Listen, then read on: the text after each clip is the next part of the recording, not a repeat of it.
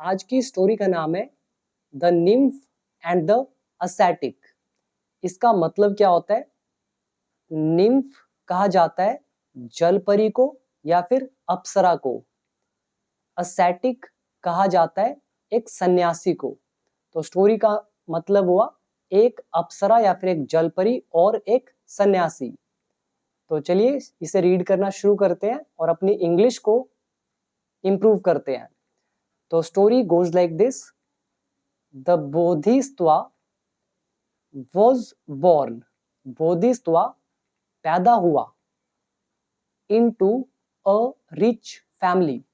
एक रिच परिवार में। रिच मतलब अमीर।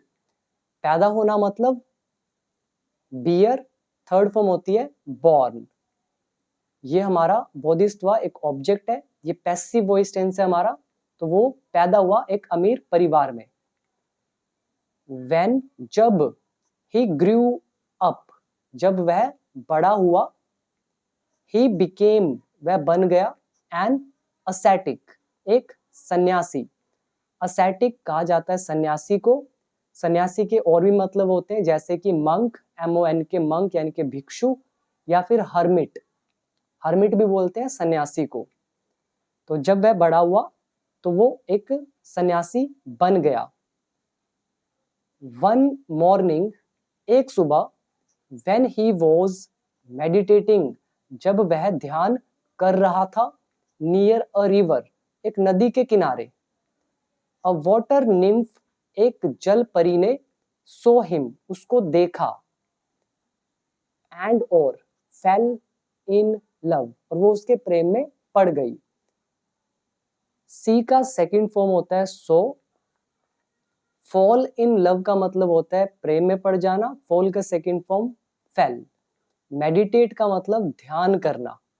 नियर का मतलब पास में। अ रिवर जब हम किसी चीज की पहली बार बात करते हैं तो अ का यूज करते हैं।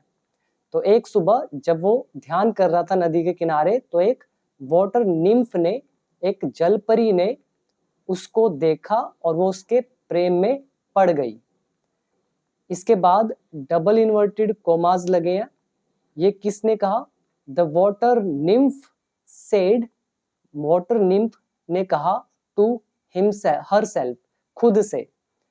तो वो लड़की थी इसीलिए हरसेल्फ यानी कि खुद से कहा।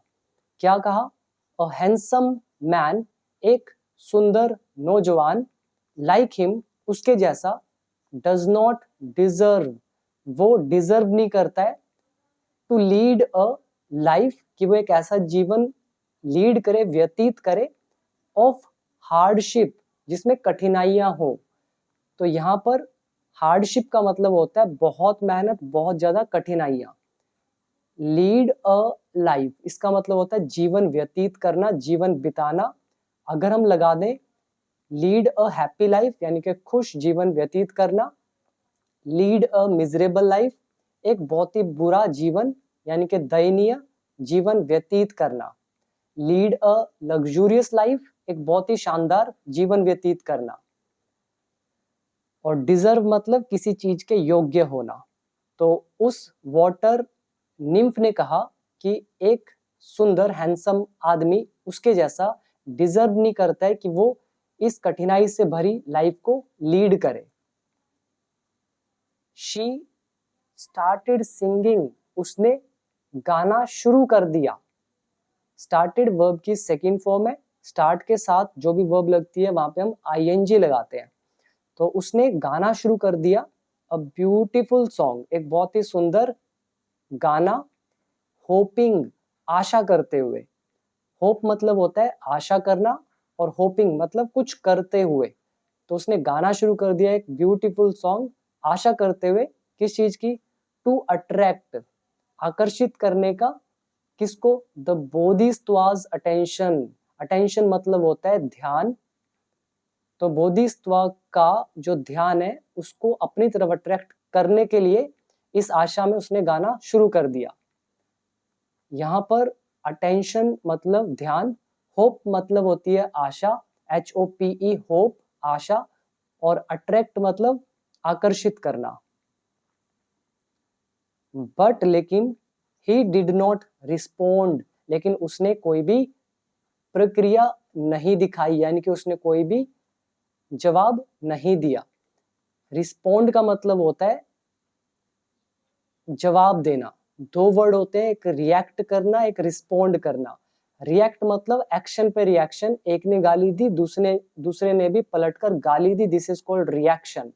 लेकिन अगर समझदारी के साथ रिप्लाई किया जाए, एक ने गाली दी, दूसरा समझदार था, तो उसने गाली नहीं दी बदले में, बल्कि उसने रिस्पोंड किया, मतलब एक समझ के साथ, तो इसको कहा जाता है रिस्पोंड करना। लेकिन उसने क्या किया, रिस्पोंड नहीं किया, तो डिड नॉट, ये हमारा पास्ट इंडेफिनिट टेंस। सरप्राइज्ड यानी कि हैरान, तो वो परी हैरान थी, तो हैरान, nymph went up to him, तो वो हैरान होकर उसके पास गई। वेंट गो का second form, up to him मतलब उसके पास तक, वहां तक गई। एंड सेड, और कहा, क्या कहा, यहां से लेकर यहां तक। माय लॉर्ड यानी कि स्वामी, why don't you keep meditations, आप मेडिटेशंस को क्यों नहीं रखते हैं, फॉर योर ओल्ड एज, अपनी ओल्ड एज के लिए। तो कीप का मतलब होता है रखना, तो वो उसे मना कर रही है कि इस उम्र में मेडिटेशन ना करो, अपनी बुजुर्ग अवस्था में मेडिटेशन को करना। तो Y don't you keep meditations for your old as, आप अपनी ओल्ड एज के लिए मेडिटेशंस को क्यों नहीं रखते हैं। यू आर टू यंग, तुम बहुत ही जवान हो, फॉर सच हार्डशिप, इस कठिनाई के लिए। तो सच का मतलब ऐसा, और सच हार्डशिप, ऐसी कठिनाई। टू कब लगता है, जब कोई चीज बहुत ज्यादा हो, तो टू यंग मतलब बहुत ही ज्यादा जवान। कीप मतलब रखना, वेंट अप मतलब पूरी तरह से जाना, टू कोई पर्सन, किसी पर्सन के पास जाना। लॉर्ड कहा जाता है भगवान को। इसके बाद आगे है, दी ascetic opened his eyes, उस सन्यासी ने अपनी आंखें खोली।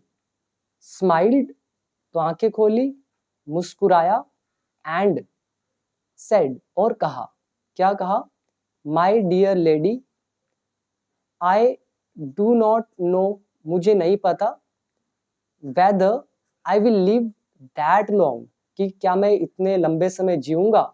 तो माय डियर लेडी, मुझे नहीं पता, वेदर कि क्या मैं, आई विल लिव मैं जीऊंगा, दैट लॉन्ग इतने लंबे समय तक।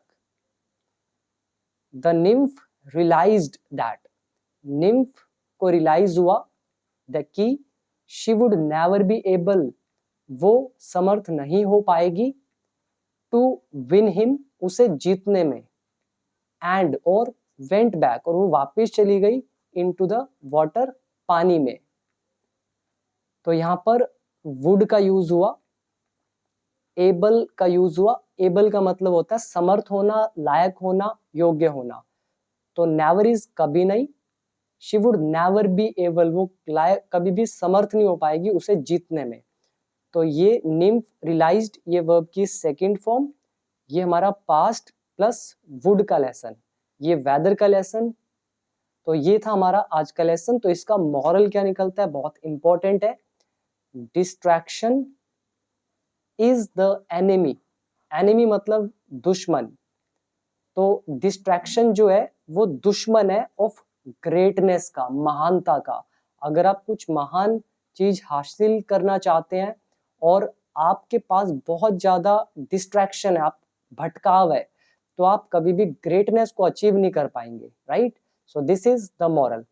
तो आपको इसका मॉरल और क्या लगता है, तो आप मुझे कमेंट सेक्शन में जरूर बताइएगा, और वीडियो कैसी लगी ये भी जरूर बताएं। और अगर आप में से कोई भी इंग्लिश सीखना चाहता है बिल्कुल step by step from basic to advanced level with more than 500 videos, तो आप मेरा कोर्स ज्वाइन कर सकते हैं। इसके लिए आप become English champion app download कर सकते हैं, नीचे डिस्क्रिप्शन बॉक्स में आपको लिंक मिल जाएगा, या फिर आप सीधा प्ले स्टोर से भी इसे डाउनलोड कर सकते हैं। So thank you so much, मिलते हैं अगली वीडियो में एक और इंटरेस्टिंग स्टोरी के साथ। और वीडियो कैसी लगी जरूर बताइएगा।